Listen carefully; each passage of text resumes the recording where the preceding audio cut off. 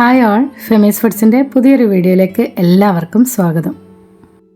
ഇന്നത്തെ വീഡിയോ വളരെ എളുപ്പത്തിൽ തയ്യാറാക്കാൻ പറ്റിയ ഒരു ചെറുപയർ കറിയുടെ റെസിപ്പിയാണ്.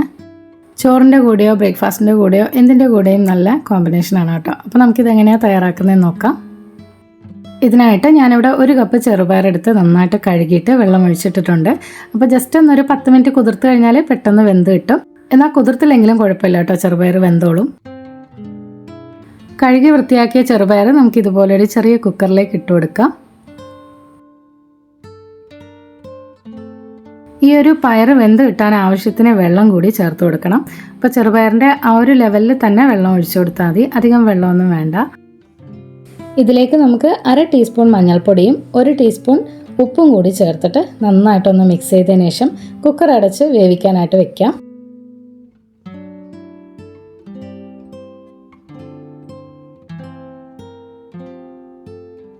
ഇനി നമുക്കൊരു 4-5 തവണ വിസിൽ വരുന്നത് വരെ ഇതൊന്ന് കുക്ക് ചെയ്തെടുക്കാം.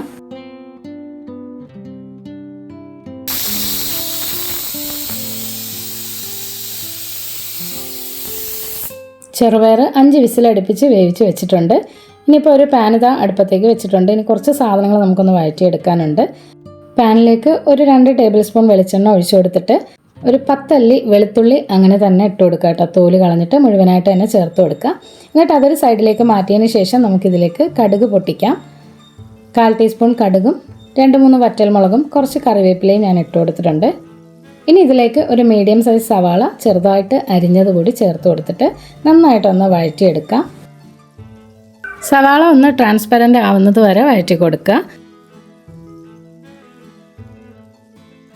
എരിവിന് വേണ്ടിയിട്ട് നമുക്കിതിലേക്ക് 2-3 പച്ചമുളക് കൂടി ചേർത്ത് കൊടുക്കാം. അപ്പോൾ ഞാനിവിടെ പച്ചമുളകിന് പകരം കാന്താരി മുളകാണ് കേട്ടോ ചേർത്ത് കൊടുത്തത്. ഇനി ഈ ഒരു പച്ചമുളകും സവാളയൊക്കെ നല്ലതുപോലെ ഒന്ന് വഴറ്റി ഒന്ന് കുഴഞ്ഞ് വരുന്ന ആ ഒരു പരുവം വരെ വഴറ്റിയെടുക്കുക. സവാളയൊക്കെ വഴന്ന് കിട്ടിയിട്ടുണ്ട്. ഇനി നമുക്കിതിലേക്ക് ആവശ്യത്തിനുള്ള പൊടികൾ ചേർത്ത് കൊടുക്കാം. ഞാനിവിടെ 1 ടേബിൾ സ്പൂൺ മുളക് പൊടിയാണ് കേട്ടോ ചേർത്തത്. കാശ്മീരി റെഡ് ചില്ലിയാണ്. എരിവ് വളരെ കുറവായതുകൊണ്ടാണ് കേട്ടോ 1 ടേബിൾ സ്പൂൺ ചേർത്തത്. നിങ്ങളുടെ എരിവിനനുസരിച്ച് അത് കുറച്ചും കൂട്ടിയൊക്കെ ചേർത്ത് കൊടുക്കാം.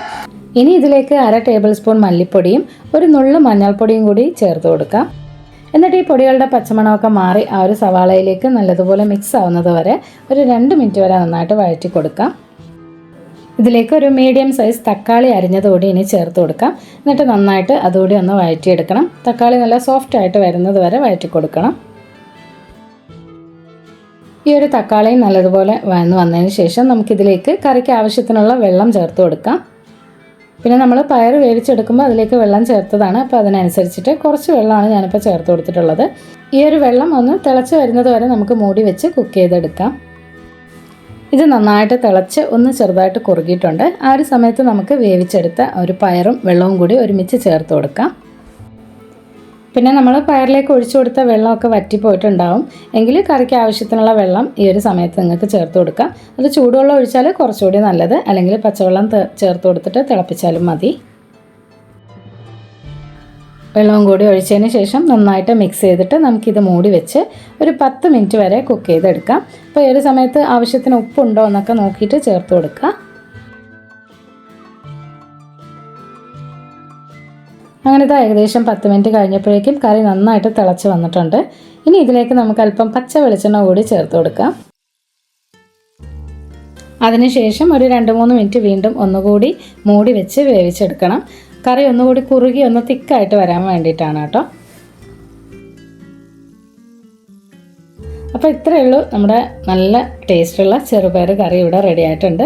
നിങ്ങൾക്ക് അപ്പത്തിൻ്റെ കൂടെയോ ദോശയുടെ കൂടെയോ അല്ലെങ്കിൽ പുട്ടിൻ്റെ കൂടെയോ ചോറിൻ്റെ കൂടെയോ എന്തിൻ്റെ കൂടെയും നല്ലൊരു കോമ്പിനേഷനായിട്ട് ഉപയോഗിക്കാം. അപ്പോൾ നിങ്ങൾ വീഡിയോ ഇഷ്ടമായിട്ടുണ്ടെങ്കിൽ ഇപ്പോൾ തന്നെ ലൈക്ക് ബട്ടൺ അടിക്കുക. വീഡിയോയെക്കുറിച്ചുള്ള അഭിപ്രായങ്ങളും നിർദ്ദേശങ്ങളും കമൻറ്റ് ബോക്സിൽ രേഖപ്പെടുത്തുക. മറ്റൊരു വീഡിയോ ആയിട്ട് വീണ്ടും കാണാം. അതുവരേക്കും stay tune, take care, by.